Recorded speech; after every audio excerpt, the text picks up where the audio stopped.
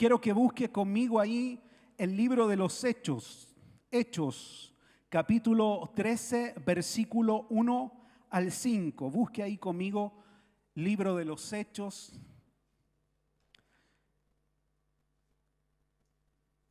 Escucho algunas Biblias, los demás están con celular, son modernos. Hechos, capítulo 13, versículo 1 al 5. Si lo tiene, me dice amén. Eso es, leemos juntos la palabra del Señor. Dice así: había entonces en la iglesia que estaba en Antioquía profetas y maestros: Bernabé, Simón el que se llamaba Níger, Lucio de Cirene, Manaén el que se había criado junto a Herodes el tetrarca, y Saulo, dice.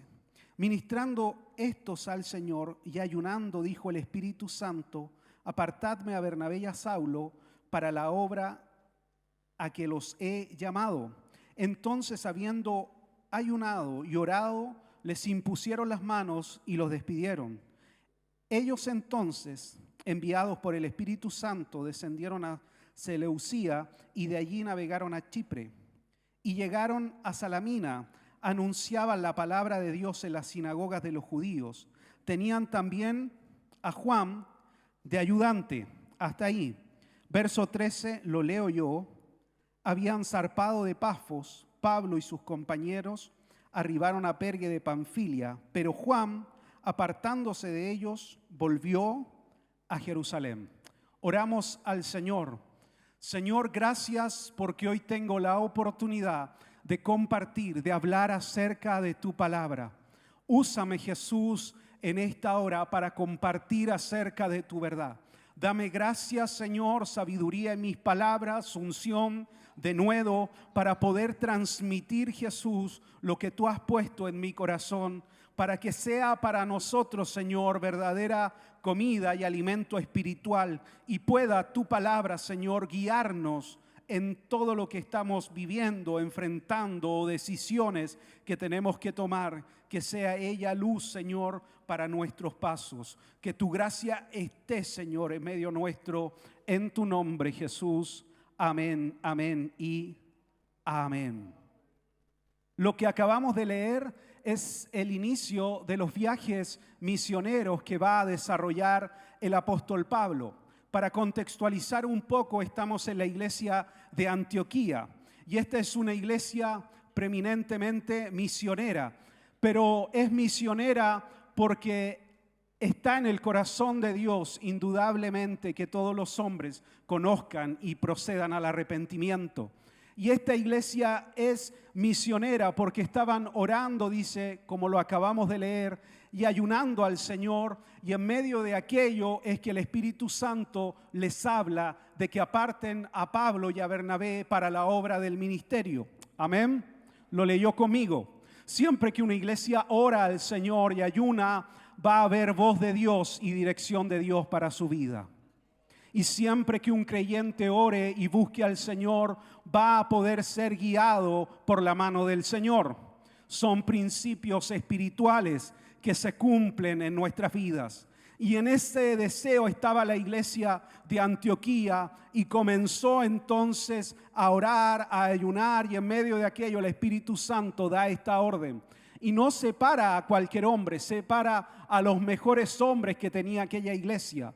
Dios toma lo mejor de un lugar y los prepara y los capacita para la obra del ministerio.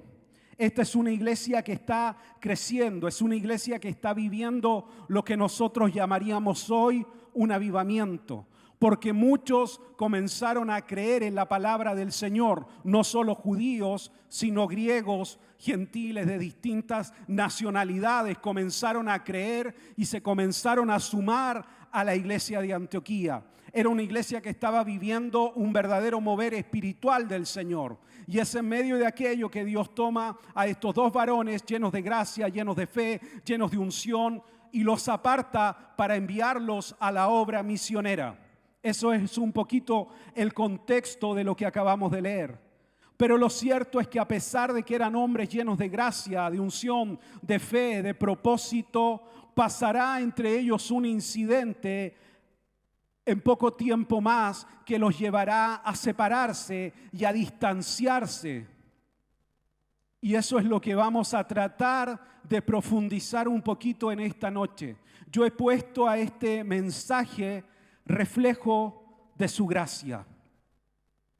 Siempre tendremos desacuerdos. Ese es un punto ineludible. En todo lugar, ¿sí?, donde puedan haber personas, seres humanos, va a haber desacuerdos. Va a haber situaciones que de pronto nos llevan a enfrentarnos y a ponernos en posiciones distantes unos de otros. Los desacuerdos siempre se van a generar, ya sea en la iglesia o en las familias o en las amistades, pero los desacuerdos se dan y se suscitan en todo lugar donde estamos los seres humanos, porque es parte de nuestra realidad de pronto. Ver las cosas desde un punto de vista totalmente distinto como lo ve el otro, o mi hermano, o mi familiar, o mi amigo. Y esto nos lleva indudablemente a distanciarnos. Lo que se vive en las familias de pronto también se vive dentro de la iglesia del Señor. Quisiéramos creer quizás que todos los que estamos acá somos ángeles. Pero como dice nuestro pastor, cada vez que tomamos ahí una ducha, no nos encontramos las alas. Somos seres humanos y de pronto nuestras pasiones o nuestras emociones nos dominan. ¿O soy el único que le pasa eso? ¿Soy el único pecador acá? ¿O a usted no le pasa de pronto? ¿Sí? Hay frases que tenemos los evangélicos. Sí, los canutos que decimos, agradece que estoy clavado a la cruz, porque si me hubieras conocido antes, tenemos frases así de pronto. Otro gallo cantaría, diría nuestro pastor. Pero lo cierto es que donde estemos nosotros, nuestra realidad humana, van a haber diferencias, van a haber desacuerdos. Yo me acuerdo que cuando era pequeño, ¿sí?, mi gran héroe era mi papá. Todos pasamos por una etapa en que el padre de pronto es el gran héroe de la historia. Y mi héroe tenía una kriptonita que lo debilitaba. Y era cuando los hermanos se iban de la iglesia. O cuando habían dificultades en la iglesia. Y se separaban. O se detenía una obra. Y eso a él lo entristecía mucho, lo hacía llorar. Y yo recuerdo aquello. Yo ahora, al ser pastor y estar involucrado en la obra del Señor, también he vivido situaciones en las cuales de pronto hemos enfrentado puntos en los que nos hemos separado uno de otros. Y al igual que siendo niño, ahora siendo adulto, me cuesta entenderlo. Me cuesta entender de pronto por qué nos distanciamos, por qué nos separamos, qué nos lleva de pronto a no hablarnos, a no estar más juntos, a no tener la misma comunión que teníamos antes, a no adorar juntos al Señor, sino que ahora cada uno está en lo suyo propio. Los que antes estaban conmigo ya no lo están, ni yo estoy con ellos. Me cuesta entenderlo, pero en gran medida lo que vamos a leer ahora me ha ayudado a entender que los hombres de Dios, llenos del Espíritu Santo y llenos de gracia, también tienen desacuerdos y también de pronto se distancian y se separan. Que también sucede, que también hay discusiones y que también Pablo y Bernabé llegaron a separarse. Y la causa de esa separación fue un joven llamado Juan Marcos. Hechos capítulo 13 dice que habiendo zarpado de Pafos, Pablo y sus compañeros arribaron a Pergue de Panfilia, pero Juan, apartándose de ellos, volvió a Jerusalén. ¿Quién era Juan Marcos? Es la primera pregunta. Juan Marcos era pariente, familiar de Bernabé. Probablemente algunos dicen que era su sobrino, otros dicen que era su primo, pero era familiar de Bernabé. Había una relación estrecha con Bernabé. ¿Por qué decidieron llevar a Juan Marcos? Lucas, que es el autor del libro de los Hechos, no nos dice. Pero nosotros podemos quizás especular un poco de aquello. Era un joven, tenía sueños, tenía ideales, quizás veían potencial en él, quizás estaba siempre con ellos, acompañándolos en todo lugar donde iban, porque cuando ellos fueron a Jerusalén a dejar una ofrenda para los santos, se regresó con ellos a Antioquía. Y ahí él vio de primera mano este avivamiento, lo que sucedía en la iglesia, el mover de Dios dentro de la congregación. Y dijo, yo quiero servir al Señor, yo quiero experimentar siempre lo que aquí se vive, lo que acá se da, lo que se da en la iglesia, cómo la gente viene, se convierte, adora, canta al Señor. Y este joven entonces se suma al viaje misionero.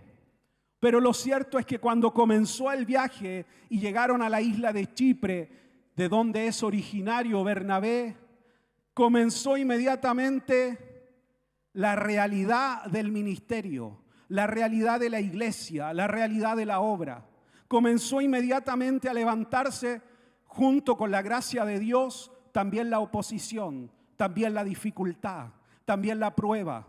Porque llegaron y comenzaron a predicar y los judíos comenzaron a resistir la predicación del evangelio, que Cristo era el Mesías. Dentro de ellos se encuentran con un mago que resiste aún más profundamente la predicación. Pablo, lleno del Espíritu Santo, lo reprende y queda ciego temporalmente.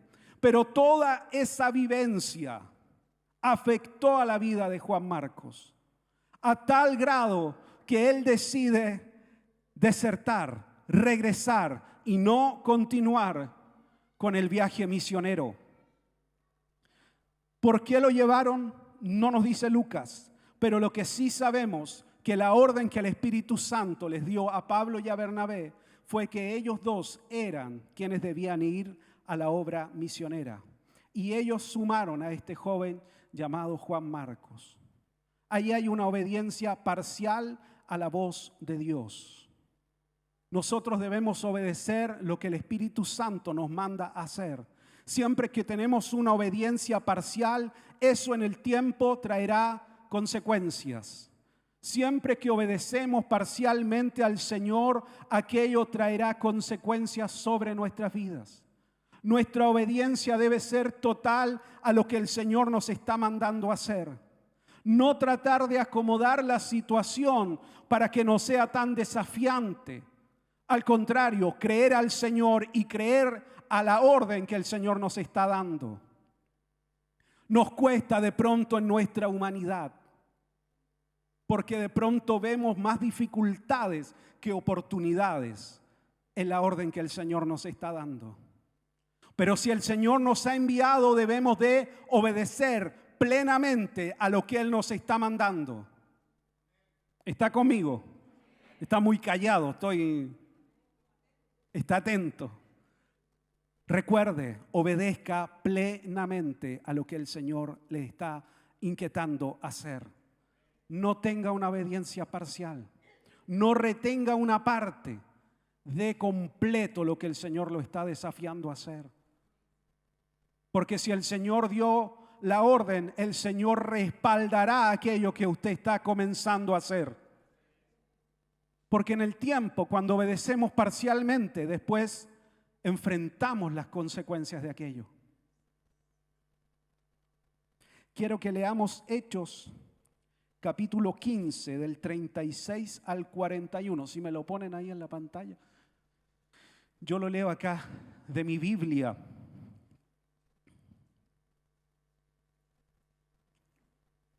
Después de algunos días, dice, Pablo dijo a Bernabé, volvamos a visitar a los hermanos en todas las ciudades en que hemos anunciado la palabra del Señor, para ver cómo están. Y Bernabé quería que llevasen consigo a Juan, el que tenía por sobrenombre Marcos. Pero a Pablo no le parecía bien llevar consigo al que se había apartado de ellos desde Panfilia, y no había ido con ellos a la obra.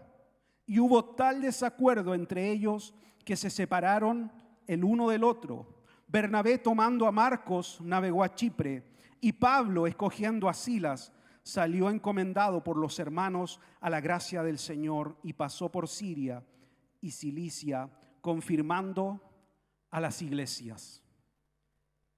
Primer punto, las separaciones duelen.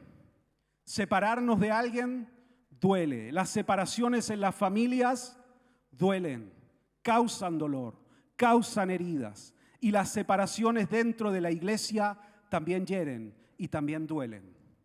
Y también causan dolor en el tiempo. Y llevará tiempo de pronto sanar esas heridas. Aquí están estos dos hombres de Dios, cada uno convencido de que tiene la razón, cada uno desde su punto de vista creyendo que está en lo correcto. Bernabé, como su nombre lo dice, significa varón de consolación. Para entender un poco la historia de Bernabé, Bernabé es su nombre, que cuando Pablo se convierte al Señor y todos tenían temor de juntarse con él, porque Pablo fue un perseguidor de la iglesia, consintió en la muerte de cristianos, arrastró a otros para que fueran encarcelados. Bernabé fue uno de los primeros que se acercó a él y lo cobijó y comenzó a juntarse con él y a introducirlo en la iglesia, a presentarlo a los apóstoles y a dar fe y a testificar que Pablo verdaderamente era un hombre que se había convertido al Señor. Y comenzó a dar fe de que Cristo se le había aparecido camino a Damasco. Ese es Bernabé. Es un hombre con un corazón generoso, amplio, para recibir, para acoger, para integrar. Necesitamos de esos Bernabé en la iglesia.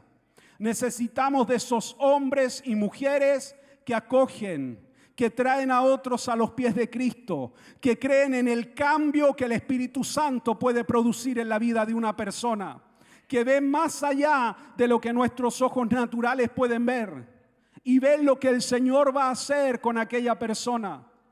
Que cuando traen a alguien lo abrazan, lo cobijan, son capaces de pagarle ahí el metro, el pasaje, de invitarlo a comer algo para que venga a la iglesia y comienzan a presentarlo a otros para que otros comiencen a conocerlo, para que se introduzca dentro de la iglesia. Necesitamos de esos varones, de esas mujeres que son capaces de darse para que otros crezcan en la gracia y en el conocimiento del Señor. Ese es Bernabé. Bernabé fue a buscar a Pablo cuando estaba viviendo el avivamiento en la iglesia de Antioquía. Necesitaba ayuda, necesitaba de otro pastor. Y él fue a buscar a Pablo y lo trajo para que juntos pastorearan en la iglesia que posteriormente los envía como misioneros. Bernabé indudablemente refleja el corazón de un pastor. Quien ve en Juan Marcos potencial, ve en aquel joven que necesita ser acompañado, necesita ser levantado nuevamente. Y él ve desde su punto de vista que la mejor oportunidad para que sea restaurado es que viaje nuevamente con ellos. Esa es la visión que tiene Bernabé del joven Juan Marcos. Pablo, por otro lado, es un hombre de Dios, indudablemente, pero con un carácter totalmente distinto al de Bernabé. Es un hombre de convicciones profundas, de una fuerza determinante, quien llegó a ser el mayor fundador de iglesias que registra la Escritura. Y es hasta el día de hoy el hombre que marca la pauta de cómo debe de ser el trabajo misionero. Por lo tanto, Pablo es un hombre con una convicción absoluta, determinado a dar su vida con tal del que el mensaje sea predicado. Necesitamos de estos varones, necesitamos de estas mujeres, hombres que no retroceden cuando las cosas se ponen difíciles, cuando el mensaje no es recibido, cuando comienza la persecución, hombres que están dispuestos a darse por completo a la obra del Señor y a no escatimar en nada valiosa su vida con tal de que el mensaje siga siendo anunciado y predicado en todas partes. Se necesita de hombres y mujeres de ese tamaño, como diría nuestro pastor, de esas almas grandes que quizás hoy serán despreciados, pero que la posteridad hablará de ellos. Quizás hoy serán ridiculizados, pero al paso de los años serán recordados como pioneros, como aquellos que se atrevieron a desafiar lo establecido y con ello pagaron un precio.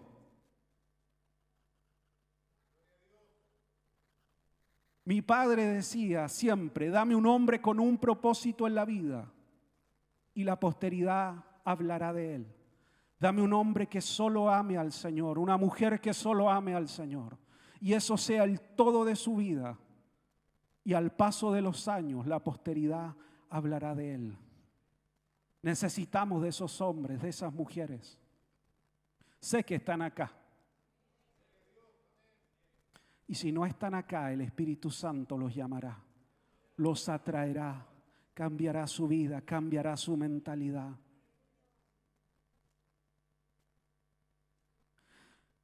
Pablo piensa en el bien superior de la iglesia y Bernabé piensa en la persona de Marcos y su restauración. Son dos puntos de vista totalmente distintos, pero los necesitamos a ambos. Necesitamos ambos dones. Necesitamos que ambas gracias estén en la iglesia. Hombres firmes, pero también necesitamos de aquellos varones que toman a otros y comienzan a restaurarlos porque han caído. Porque así vamos formando la iglesia. Hierro con hierro se aguza. ¿Sí? Así se forja, así se afila el hierro. Y así es en la iglesia del Señor. Porque tenemos visiones distintas. No, yo creo que el hermano no podemos trabajar con él. Yo creo que sí, que aún hay oportunidad. El Señor algo, bueno, tú trabaja con él, yo me voy acá. Y así vamos creciendo. Se necesitan de esos diversos dones en la iglesia del Señor.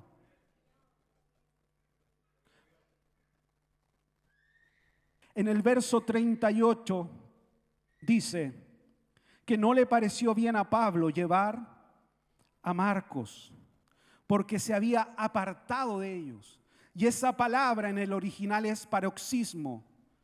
Tiene la misma raíz de la palabra apostasía. Para Pablo no era solo que Juan Marcos se había devuelto, sino que él había desertado de la obra del Señor.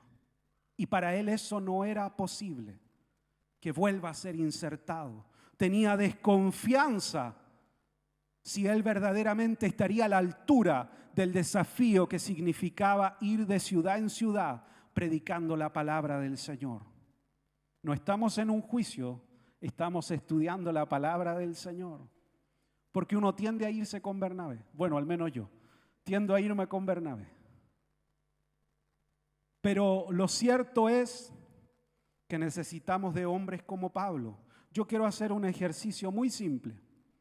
Yo tengo una frase: usted quiere perder un amigo, préstele dinero. ¿Sí? Porque ahí las amistades, muchas amistades se arruinan cuando uno presta dinero. ¿Usted le ha prestado dinero a alguien alguna vez? ¿Sí? Yo le he prestado dinero a alguien. ¿Y qué pasa cuando esa persona no devuelve lo que se le prestó? Se distancia. ¿Sí? Ya uno lo ve en la calle y cruza, llama y no responde, lo bloquea de las redes sociales, desapareció. Pero ¿qué pasa si esa persona vuelve y vuelve al paso del tiempo a pedirle nuevamente dinero y el doble de cantidad de la que usted le prestó? ¿Le prestaría nuevamente?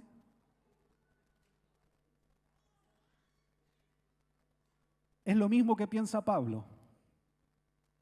¿Cómo vuelvo a confiar si él desertó una vez? Es el mismo pensamiento, solo aplicado desde otro punto de vista. Por eso necesitamos de ambos dones. El verso 39 dice: y hubo tal desacuerdo entre ellos que se separaron el uno del otro. Y en este caso, la palabra desacuerdo en el original dice que es exaltación extrema de los afectos o de las pasiones. Fue una fuerte y profunda discusión porque tenían puntos de vista totalmente distintos. Esto no fue una discusión amable, no, esto fue una discusión fuerte entre ambos, que los llevó a distanciarse, a no estar más juntos. Estos dos hombres de Dios que habían crecido juntos, que se habían desarrollado juntos, que habían pastoreado juntos, de pronto ya no podían estar unidos. Tenían visiones totalmente distintas. Y lo mismo nos pasa de pronto a nosotros en nuestra propia realidad. Nos distanciamos, nos separamos y comenzamos a alejarnos unos de otros. Nadie podría juzgar a Bernabé por darle otra oportunidad a Marcos o juzgar a Pablo por mirar por el bien de la obra. Pablo en este caso es la razón y Bernabé es el corazón. Necesitamos de ambos. Que nada nos impida avanzar. Punto número 2. Hebreos 12:15 dice, no sé si lo tengo en la pantalla o lo busco. Mi ayudante de la pantalla, ahí está. 12:15 dice, igual lo encontré. Mirad bien, no sea que alguno deje de alcanzar la gracia de Dios, que brotando alguna raíz de amargura os estorbe y por ella muchos sean contaminados. Dice la palabra del Señor que algunos dejan de alcanzar la gracia de Dios porque brota en ellos una raíz de amargura que los estorba. Una raíz de amargura puede surgir por una discusión, por una desilusión, por un juicio equivocado sobre nosotros, porque alguien dijo un comentario que nos dañó, que nos hirió, porque de pronto en alguna discusión familiar subió de tono la conversación y nos dijimos cosas que nos separaron y causó un dolor, un daño en el corazón, o porque cuando fuimos criados fuimos marcados por palabras y eso nos hirió hasta el día de hoy. Y comienza en nosotros a brotar una raíz de amargura frente a una injusticia.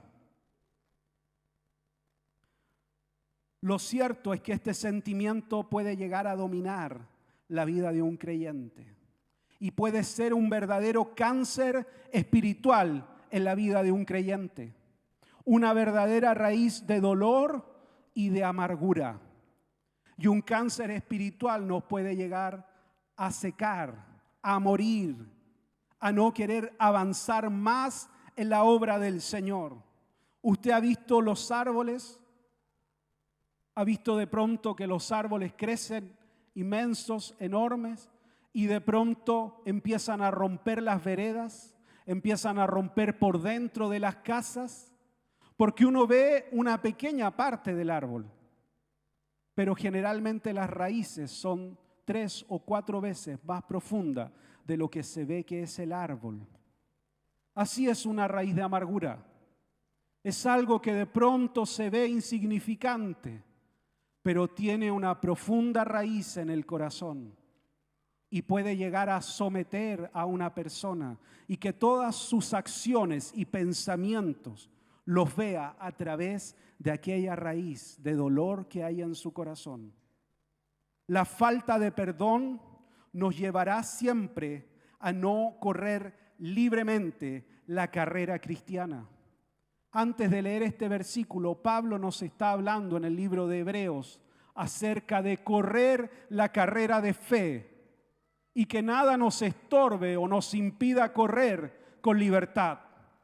Porque cuando uno sale a correr, va lo más liviano posible. Nadie corre y se pone un bolso, una mochila arriba, salvo para tomar la micro.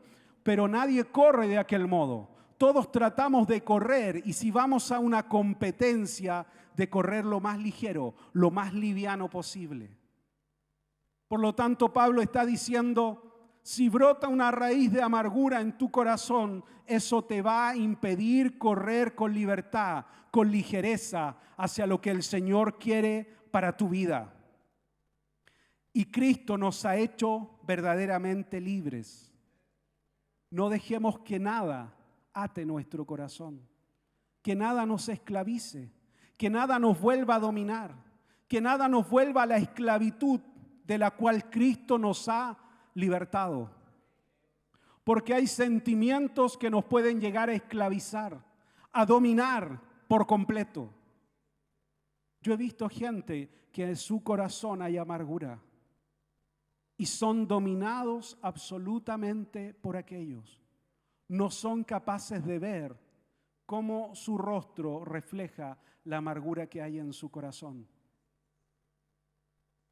Porque el corazón alegre hermosea el rostro. Así dice la palabra en Proverbios. Cuando no perdonamos, ni nos perdonamos, entonces dejamos de avanzar en nuestra vida cristiana. Muchos podemos creer en el perdón, pero no somos capaces de pronto de perdonarnos a nosotros mismos. Y eso nos impide avanzar a lo que el Señor quiere para nuestras vidas. Podemos creer que Dios nos perdona. Entendemos esa verdad desde lo teológico, desde lo bíblico, pero nos cuesta aplicarlo verdaderamente de pronto a nuestras vidas. Y eso nos impide correr libremente la carrera espiritual. Así que no retengamos, perdonemos y perdonémonos de situaciones que hemos vivido, de experiencias de pronto que hemos enfrentado. Punto número 3, damos de gracia lo que de gracia hemos recibido. Si nosotros perdonamos es porque Dios nos perdonó. Si nosotros perdonamos a otros es porque Dios primeramente nos ha perdonado a nosotros. Solo somos el reflejo de la gracia de Dios en nuestras vidas. ¿Usted ha visto la luna? La luna no tiene luz propia. La luna se alumbra por el reflejo del sol. No tiene luz propia. Así es el creyente. Dios es quien nos da aquella luz. Dios es en nosotros. Nosotros solo reflejamos lo que Dios ha hecho en nuestras vidas. Perdonamos a otros porque el Señor primeramente nos ha perdonado a nosotros. Pablo sabía esto. Él mismo nos dice en Efesios capítulo 4, verso 26, airaos, pero no pequéis, y no se ponga el sol sobre nuestro enojo. No demos lugar al diablo. Pablo es quien nos da este consejo. Airaos, pero no pequéis, y no se ponga el sol sobre vuestro enojo, y no demos lugar al diablo. No des lugar al diablo en tu corazón. No dejes que algunas vivencias, experiencias dominen tu vida, dominen tus pensamientos. Y comiences a nutrir aquello. Y eso empieza a dominarte y empiezas a darle lugar al diablo en tus pensamientos. Y te lleva inevitablemente a separarte, a apartarte, a distanciarte del cuerpo de Cristo, a distanciarte de tus hermanos y a empezar a hacer segregación dentro de la iglesia. Con aquel no me junto porque tal o cual cosa me hizo. Con aquella persona no la saludo, no le hablo porque un día esto me hizo. Y le empiezo a dar lugar al diablo en mi corazón. Y esto empieza a dominar mis acciones, mis pensamientos. Y ya no soy libre ni actúo en libertad. No le des lugar al diablo en tu corazón, en tu mente, porque vienen pensamientos a nuestra mente que no provienen del Señor. Y comenzamos a anidarlo. Y esto comienza a crear en nosotros una raíz de amargura. Comienza a dominar lo que yo soy y lo que yo hablo. Pablo no podía permanecer en este sentimiento. Tenía que continuar sirviendo al Señor. Era un hombre demasiado lleno de gracia para pasar toda su vida dominada bajo este sentimiento. Tú y yo hemos conocido al Señor, hemos conocido su gracia, hemos conocido a aquel que nos ha hecho verdaderamente libre. No podemos seguir en nuestra vida como creyentes en áreas y en situaciones sin perdonar, sin ser libres de lo que el pasado o circunstancias en nuestra vida hoy nos han dañado, nos han herido. No podemos vivir nuestra vida cristiana sin perdonar. Se me pusieron muy serios. No podemos vivir un cristianismo que no perdona a otros. Porque la base es el perdón. Hace un tiempo atrás yo hice una consejería y la persona vino a hablar conmigo y me relató diversas vivencias. Y me dijo, yo conozco hoy al Señor, pero viví toda una vida marcado por situaciones, por una persona que me hizo daño, me dañó, me hirió. Y en medio de todo ese dolor que por años me ha seguido, me encontré con Cristo. Y he empezado otra vida y me siento libre. Pero pasó algo que me enteré y no sé cómo manejarlo. ¿Qué le digo yo? ¿Qué le pasó? Lo que pasa es que la persona que tanto me dañó a mí conoció a Cristo. Y yo le quiero preguntar, me dijo, ¿el Señor también lo va a perdonar a él como me perdonó a mí? Sí, le digo, porque la misma gracia que te cubre a ti lo cubre a él. Y la misma sangre que lavó tus pecados va a lavar sus pecados. Pero ¿cómo? Me dijo, eso es injusto, porque me hizo tanto daño y ahora se encontró con Cristo y va a recibir perdón. Sí, le digo, eso es el Evangelio. Es gracia, es un favor inmerecido, porque tú tampoco lo merecías. Se quedó pensando y me dijo, entonces la gracia que se aplica a mí también se aplica a él. Sí, le digo. Es la misma gracia. Porque Dios no solo es justicia, también es amor, también es misericordia, también es bondad. Todo eso es Dios. De pronto queremos que sea solo justicia cuando alguien nos ha hecho daño. Pero Él no opera como nosotros, ni sus sentimientos lo dominan. Él opera en justicia, en amor, en misericordia, en bondad, en compasión. Y la misma gracia que salvó a mi hermano es la gracia que me salvó a mí. Verso 40 del libro de los Hechos dice que la iglesia comisionó a Pablo y lo envió a visitar a las iglesias que habían fundado en su primer viaje misionero. ¿Qué podemos entender de esto? Que probablemente la iglesia de Antioquía respaldó a Pablo en lo que estaban viviendo. Pero en el fondo lo que la iglesia le dijo, no pueden quedarse en esta discusión, no pueden dejar que esta discusión domine su vida, ni domine el ministerio, ni lo que el Señor quiere desarrollar con ustedes. Deben de ser capaces de perdonar esta situación y continuar predicando la palabra del Señor. Y en aquello entonces Pablo nos muestra que este incidente, que fue un incidente fuerte, que los llevó a separarse, no dominó ni su corazón ni su ministerio. ¿Cómo sabemos aquello?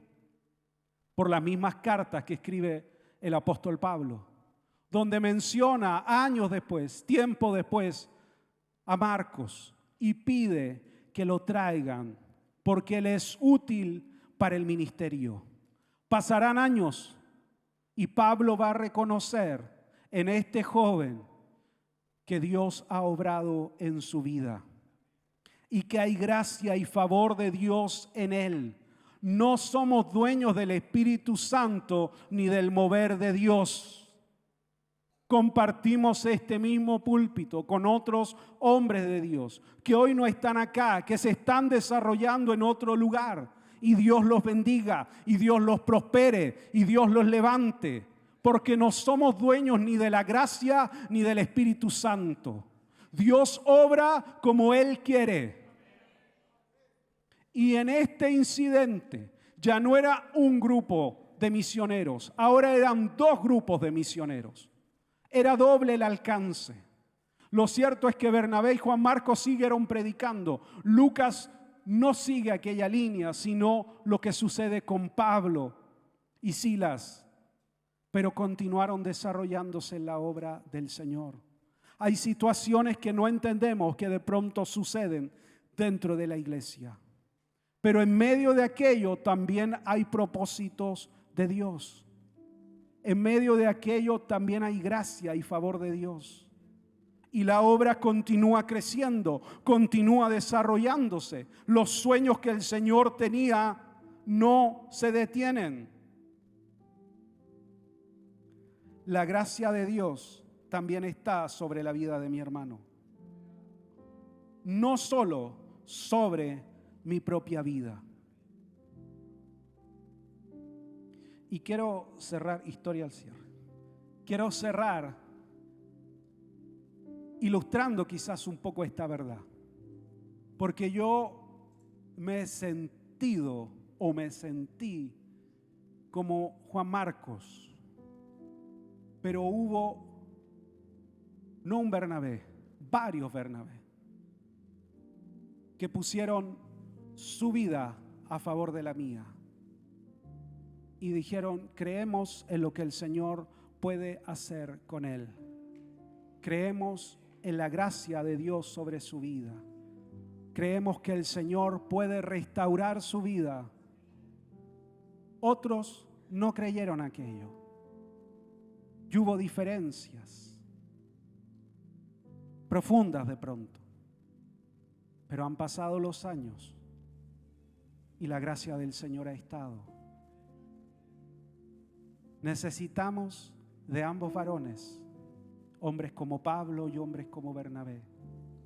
Pero lo que siempre necesitamos como creyentes es dar gracia así como la hemos recibido, para poder correr con libertad, para que nada nos detenga y para que nada nos estorbe y nos desvíe de lo que el Señor quiere hacer con nuestras vidas. Yo sé que perdonar cuesta, duele, porque uno tiene que dejar ir. Y uno retiene porque quiere justicia. Pero perdonar nos libera a nosotros, al que perdona.